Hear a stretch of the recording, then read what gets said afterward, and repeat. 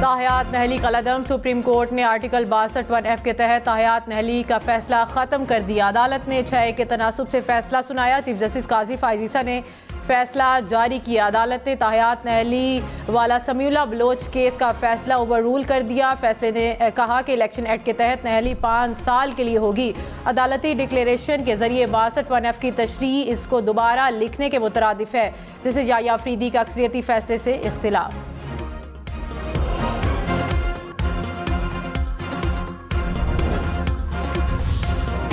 Secretary election commission Umar Hamid Khan की अदम दस्तयाबी। डॉक्टर आसिफ हुसैन को सेक्रेटरी इलेक्शन कमीशन का इजाफी चार्ज दे दिया गया।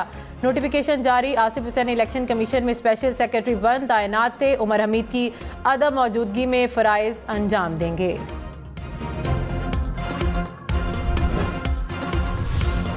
क्या जुल्फिकार भुट्टो को सजा के फैसले में सुप्रीम कोर्ट कसूरवार है या इस वक्त का मार्शल लॉ एडमिनिस्ट्रेटर और प्रोसिक्यूशन?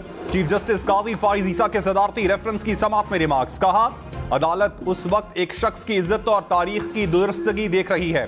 फैसले में एक जज की राय नजरअंदाज नहीं कर सकते। बेंच का तनासुब ऐसा था कि एक जज की राय भी अहम है।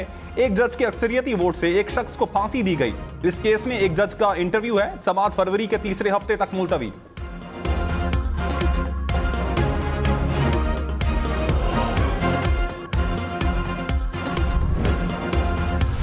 सेनेट का करारदाद अपनी जगह, आप अक़वाम मुत्तहिदा से भी करारदाद पास करवा दे। 8 फरवरी को इलेक्शंस हो रही हैं और मैं ये क्यों कह रहा हूँ? मैं इसलिए कह रहा हूँ कि जस्टिस फाइज ईसा साहब ने ये कहा है कि पत्थर में लिखा हुआ है कि फरवरी 8 पे इलेक्शंस होंगे। 8 फरवरी को इंतखाबात पत्थर पर लकीर हैं। सब तैयारी पकड़ लें। बिलावल भुट्टो की जियालों को हिदायत। कहा, अक़वाम मुत्तहिदा से भी करारदाद मंजूर करवा लें। इलेक्शन 8 फरवरी को ही होंगे। चीफ जस्टिस की बात में वजन है या चंद सेनेटर्स की बात में? साबिक चेयरमैन पीटीआई का एक ही मकसद है, ना खेलूंगा ना किसी को खेलने दूंगा। पीटीआई दोबारा इक़्तिदार में आई तो अपनी फैशिस्ट स्टेट कायम करेगी। साबिक चेयरमैन पीटीआई पहले अपनी गलती माने, तौबा करें। बेगुनाह हैं तो जेल में नहीं होना चाहिए, गुनाहगार हैं तो जेल में होना चाहिए।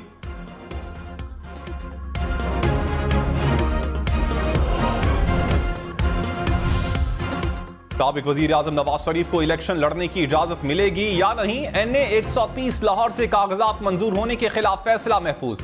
हल्का NA 15 मानसेरा से कागजात नामजदगी की मंजूरी के खिलाफ अपील का फैसला कल तक मुअख्खर। एपलेट ट्राइब्यूनल्स को ताहयात नाअहली से मुताल्लिक केस के फैसले का इंतजार।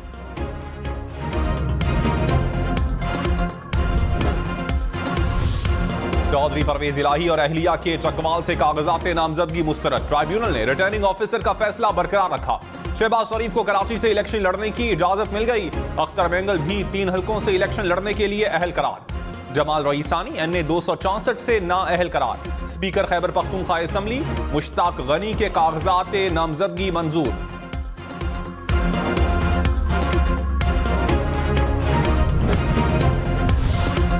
किसी की इंतखाबी मुहिम नहीं चला रहे। दफा 144 और MPO सबके लिए होगा, सिर्फ PTI के लिए नहीं। चीफ जस्टिस काजी फाइज ईसा के लेवल प्लेइंग फील्ड केस की दरखास्त के केस में रिमार्क्स। कहा, क्या चाहते हैं 100% कागजात नामजदगी मंजूर हों? आरओ को यह नहीं कह सकते कि किसी के कागजात मुस्तरद ना करें। इलेक्शन कमीशन का काम इंतखाबात करवाना है। पार्लिमान ने ही ये इदारे बनाए हैं, इनकी कदर करें। किसी इदारे पर एतबार नहीं तो क्या कर सकते हैं? इलेक्शन कमीशन की रिपोर्ट पर जवाब जमा करवाने के लिए PTI को 3 दिन की मोहलत। केस की समाअत 15 जनवरी तक मुलतवी।